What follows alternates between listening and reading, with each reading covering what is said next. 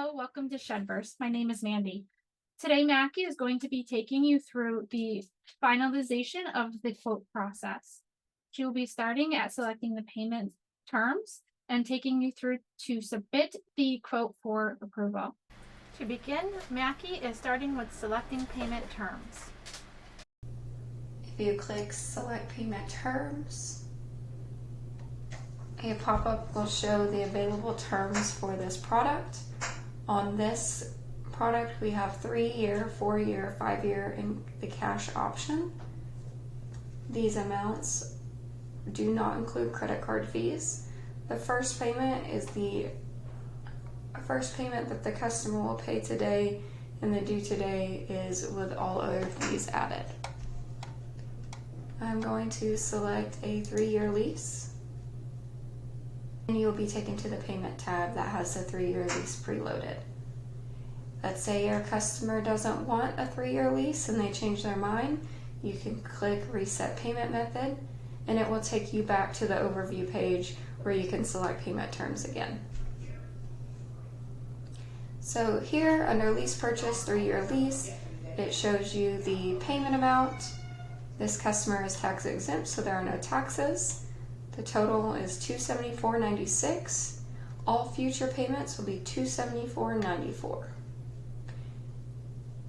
Under other charges, you have a processing fee, any prepaid charges, your down payment tax, and credit card fee. So it takes the $274.96 that's under the lease purchase 3-year lease and adds all of these amounts to get the total due today of $324.96.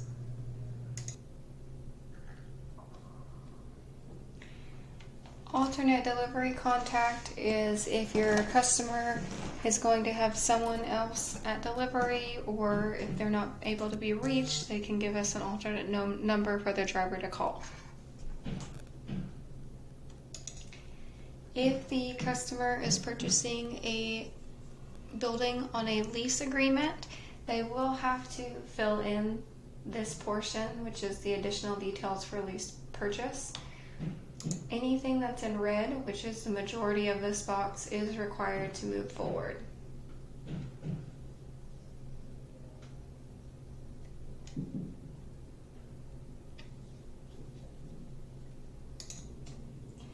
After the information is filled in, you can select when the customer's next payment will be due on. If you do not select any payment date, all future payments will be due on the first of the month. To change the payment date, you'll click here, and you can select any time from today and 45 days from now. If for some reason the customer's taxes are pulling at the wrong percentage, you can click Tax Percentages under the Reset Payment Method and put in their actual percentages here. And then you'll hit the refresh button for them to update accordingly.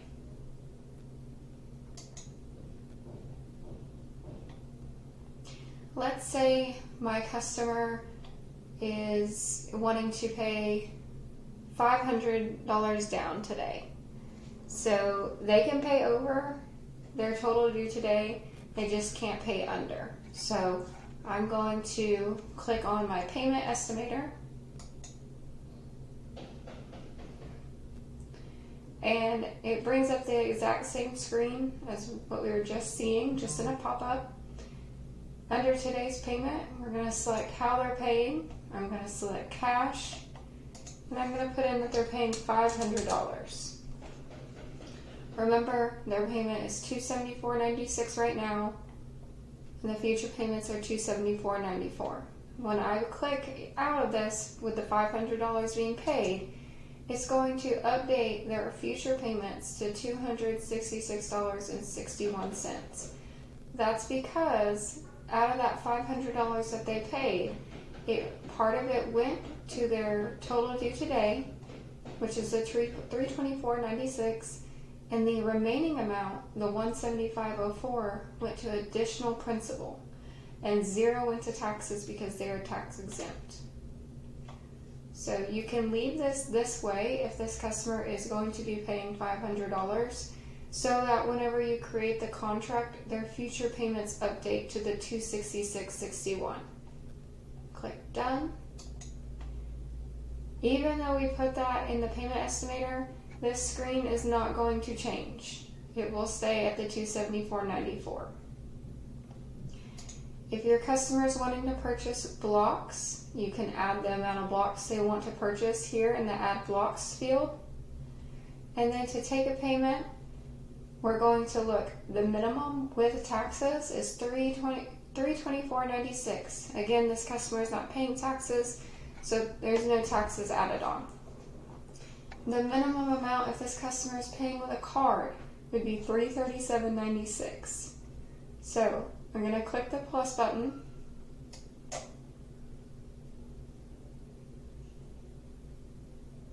And it's going to create a payment line. This customer, they're paying with a card today, so the amount I need to put in is $337.96.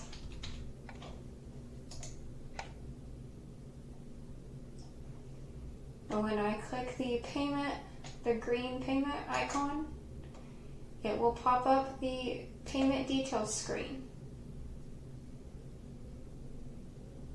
And I'm going to select credit. As you can see, it's the amount $324.96, no taxes, with the credit card fee, which is $13, equals a payment total of $337.96. And you're going to click process.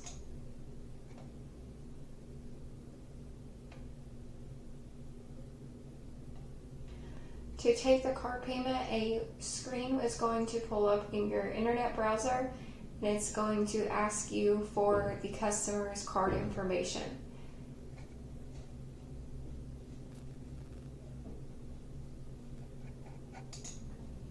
After you've taken your payment in the other screen, you will see there's an invoice date here and a link to where the customer made the payment.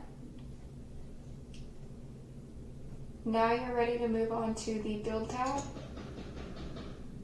Here is where you will insert the customer's build diagram, any build notes, delivery notes, or any attachments. If your customer is purchasing a custom color, you can add the custom color code into one of these three boxes, depending on if they're wanting it for their sheeting, trim, or option color.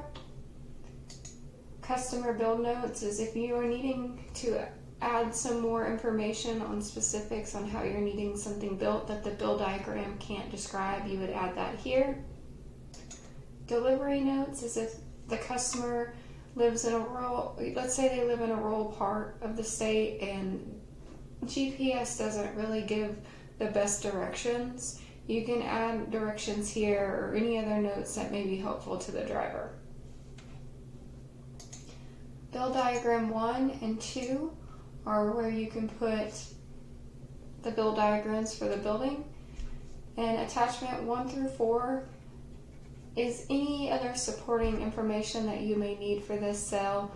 We do have some customers who use our 3D visualizer, and you can take screenshots of their design and you can attach those here.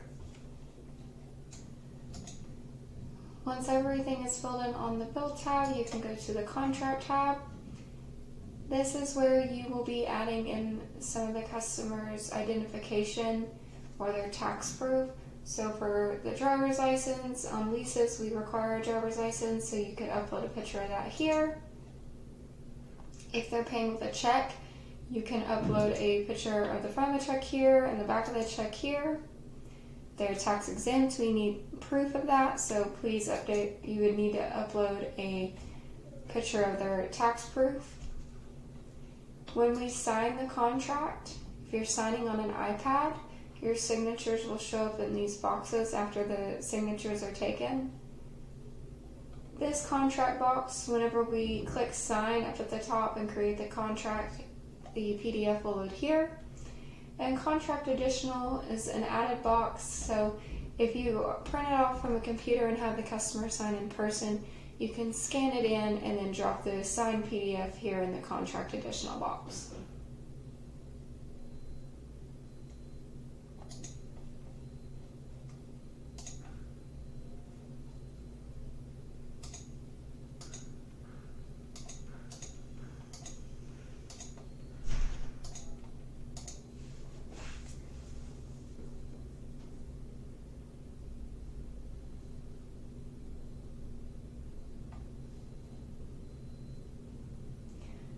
After that loads, you can click contract and your contract will be loaded here.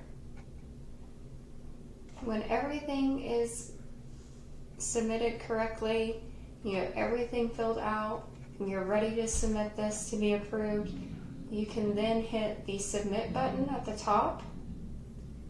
And before you do that, you can look here, it says quote state. It's blank right now, but when I click submit, it's going to change the quote state to processing. So that's how I know that I've submitted the contract and it's went to corporate and it's waiting to be approved or denied.